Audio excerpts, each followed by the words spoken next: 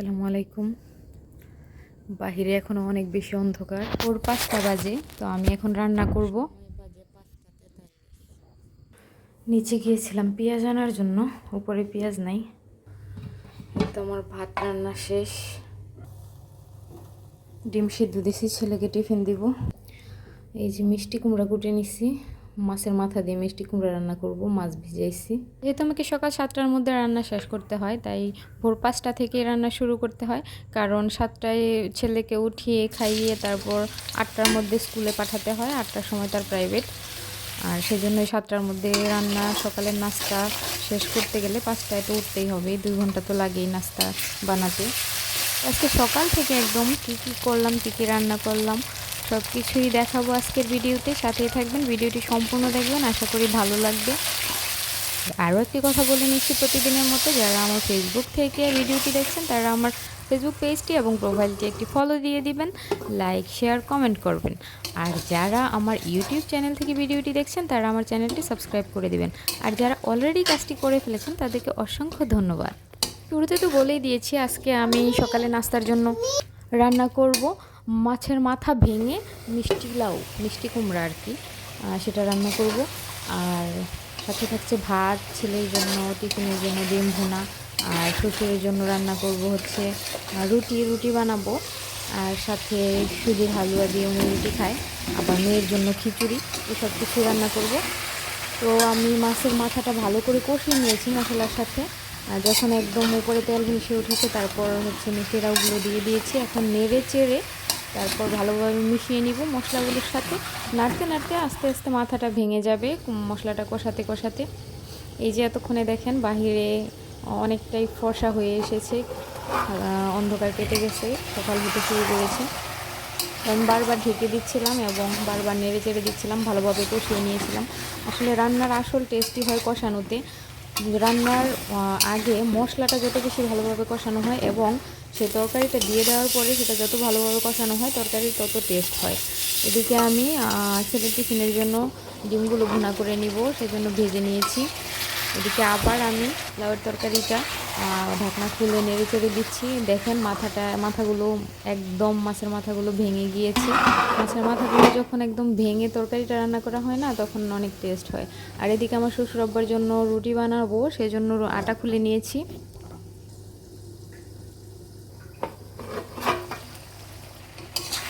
এই তো অনেকটা সময় নিয়ে আমি মিষ্টি লাউগুলো মাছের সাথে ভালোভাবে কষিয়ে নিয়েছি, বেশ খানিকটা সময় নিয়ে। এখন দেখেন একদম মাছের মাথাগুলো একদম খুলে গিয়েছে। এখন আমি ঝোল দিয়ে দিচ্ছি, ঝোল দিয়ে তারপর বেশ খানিকক্ষণ জাল দিয়ে ফুটিয়ে নিব, তারপর রান্না শেষ হয়ে যাবে।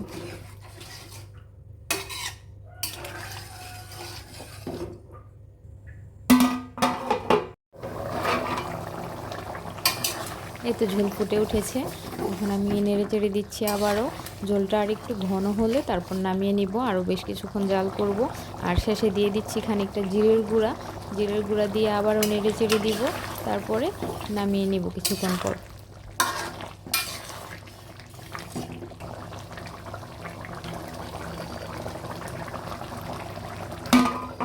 এদিকে তরকারি বসিয়ে দিয়ে তরকারিতে ঝোল দিয়ে আমি এদিকে রুটিগুলো বানিয়ে নিয়েছি এবং এখন একটা একটা করে ছেঁকে নিব সবগুলো রুটি।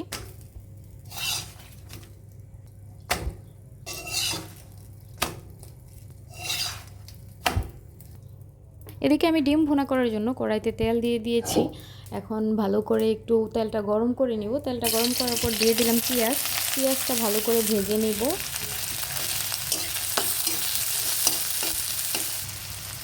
দিয়ে দিচ্ছি একটু লবণ, পরিমাণ মতো লবণ দিয়ে আবার একটু নেড়ে চেড়ে ভালো করে ভেজে নিব।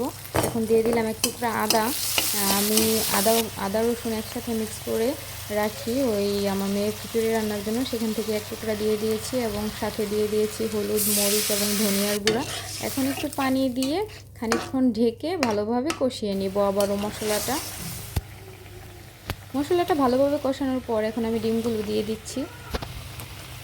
ডিমগুলো দেওয়ার পরে আবারও নেড়ে চেড়ে, বারবার ঢেকে আবারও নেড়ে চেড়ে আমি ডিম ভুনাটা করে নিয়েছি। ডিম রান্নাটাও প্রায় শেষ হয়ে গিয়েছে, এখনই নামিয়ে নিব। রান্না করার সময়ে আমার মাথায় একটা জিনিস ঘুরপাক খায়, কখন আমি রান্নাঘরটা পরিষ্কার করব।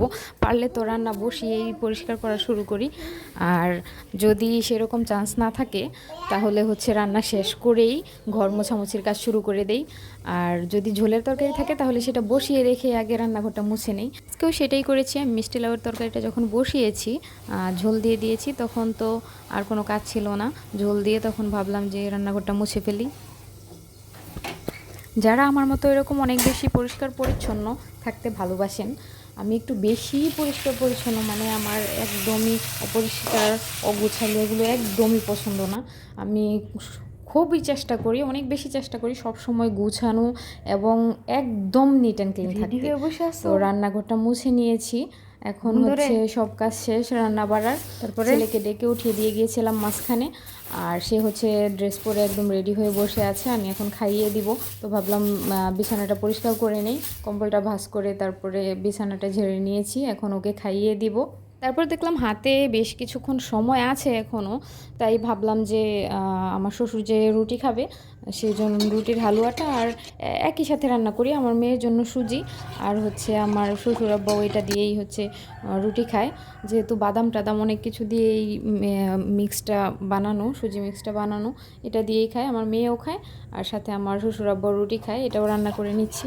আর এখন দেখিয়ে নিয়েছিলাম মাঝখানে, আপনারা দেখেছেন অবশ্যই আমার তরকারিটার মানে লুক কত সুন্দর হয়েছে রান্নার পরে। খেতেও অনেক টেস্ট হয়েছে, এই যে দেখেন কালারটাও কত সুন্দর হয়েছে, তে অনেক টেস্ট হয়েছিল আলহামদুলিল্লাহ। তো এখন হচ্ছে শুভ্রর জন্য ভাত নিয়ে যাচ্ছি, ওকে খাইয়ে দিব।